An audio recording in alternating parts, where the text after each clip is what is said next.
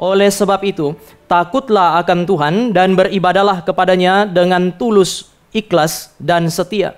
Jauhkanlah Allah yang kepadanya nenek moyangmu telah beribadah di seberang sungai Efrat dan di Mesir, dan beribadalah kepada Tuhan. Tetapi jika kamu anggap tidak baik untuk beribadah kepada Tuhan, pilihlah pada hari ini kepada siapa kamu akan beribadah. Allah yang kepadanya nenek moyangmu beribadah di seberang sungai Efrat, atau Allah orang Amori yang negerinya kamu diami ini. Tetapi aku dan seisi rumahku, kami akan beribadah kepada Tuhan. Bapak, Ibu, dan Saudara yang kekasih di dalam Tuhan, pagi hari ini saya mau ajak kita untuk memikirkan satu tema terkait dengan umat Allah yang ada di hadapan Allah.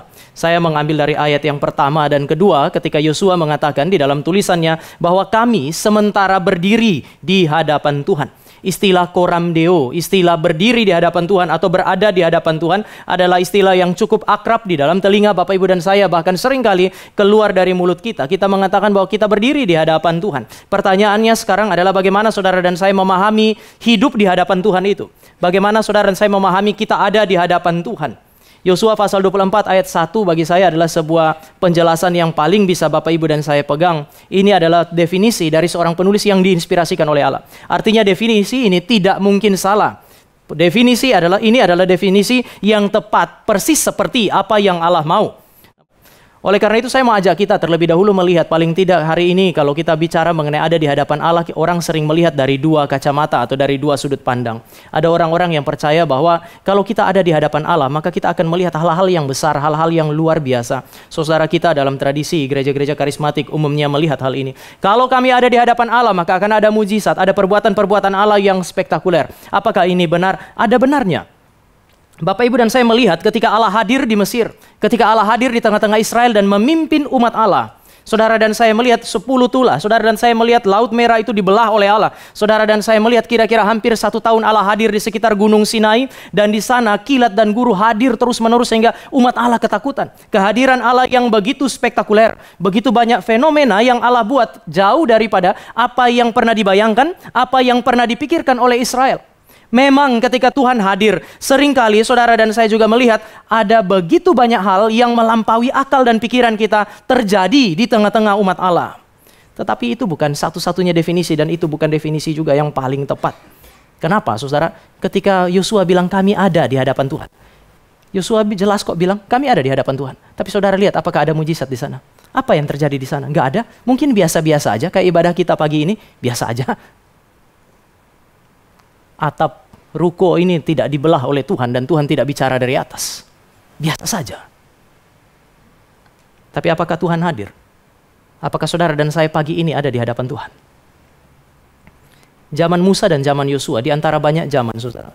Zaman Musa dan zaman Yosua adalah zaman di mana Allah paling banyak mengerjakan fenomena-fenomena spektakuler yang disebut sebagai mujizat. Tapi anehnya, di dalam zaman ini, di dalam zaman seperti itu, zaman di mana Allah banyak membuat mujizat, di mana Allah sering melakukan perbuatan-perbuatan yang spektakuler. Ketika Allah hadir bersama dengan mereka, sehingga Yosua yang diinspirasi oleh Roh Kudus itu berkata, kami sementara berdiri di hadapan Tuhan, tidak ada mujizat di sana, tidak ada hal-hal yang spektakuler.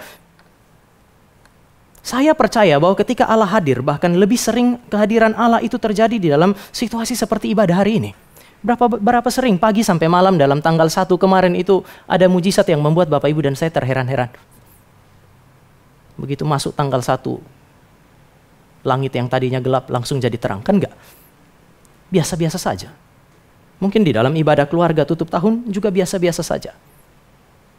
Biasa anak-anak dapat omelan. Orang tua mengingat riwayat 2021 Januari sampai Desember. Lalu kemudian dapat khotbah setelah baca renungan, dapat khotbah dari papa dan mama panjang. Biasa saja. Ibadah hari ini tenang-tenang saja. Saudara pergi ke dalam gereja-gereja Protestan, saudara akan lihat sesuatu yang biasa-biasa saja, flat.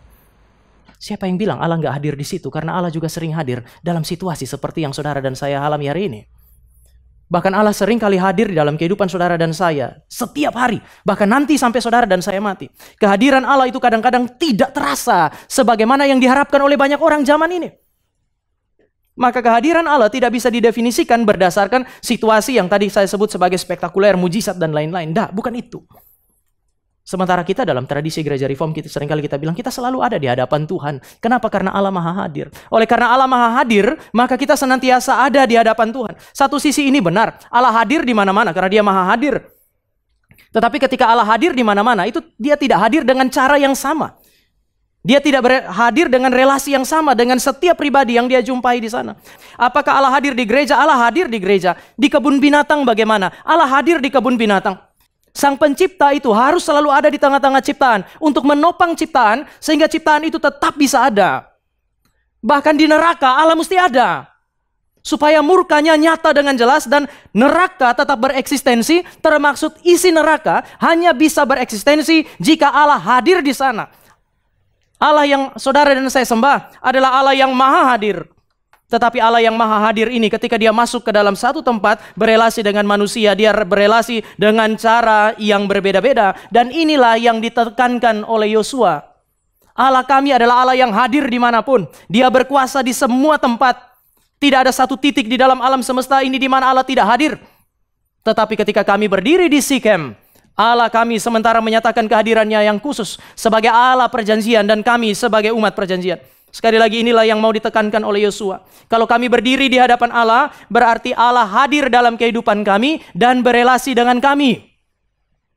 Pertanyaannya sekarang adalah, apakah Allah hadir dalam kehidupan saudara dan saya? Bagaimana relasi saudara dan saya dengan Tuhan? Karena berdiri di hadapan Tuhan itu menekankan relasi Allah perjanjian dengan umat perjanjian. Yang kedua yang mau ditekankan oleh Yosua terkait dengan kehadiran Allah adalah umat Allah harus sadar bahwa Allah hadir. Sadar bahwa Allah hadir sehingga mereka harus bersyukur. Pemazmur itu bisa berkata, Tuhan adalah gembalaku, takkan kekurangan aku. Berbicara mengenai kelimpahan, di mana? Di padang rumput hijau, di air yang tenang. Tapi begitu masuk ke dalam ayat yang keempat, dia bilang, di dalam lembah bayang-bayang maut. Di dalam lembah bayang-bayang maut, Engkau Tuhan ada bersama-sama dengan kami. Karena Allah ini adalah Allah perjanjian, maka di dalam kelimpahan dia sadar Tuhan hadir. Di dalam kekurangan, bahkan di dalam lembah bayang-bayang maut, dia sadar Tuhan hadir. Dia mensyukuri kehadiran Tuhan. Dan yang paling penting, dia meresponi kehadiran dan relasi dengan Allah ini. Inilah yang disebut sebagai berdiri di hadapan Tuhan. Ada di hadapan Tuhan. Sadar Allah ada dalam hidup. Masuk dalam relasi dengan Allah. Mensyukuri relasi itu, meresponi itu. Sehingga ini membentuk kehidupan saudara dan saya.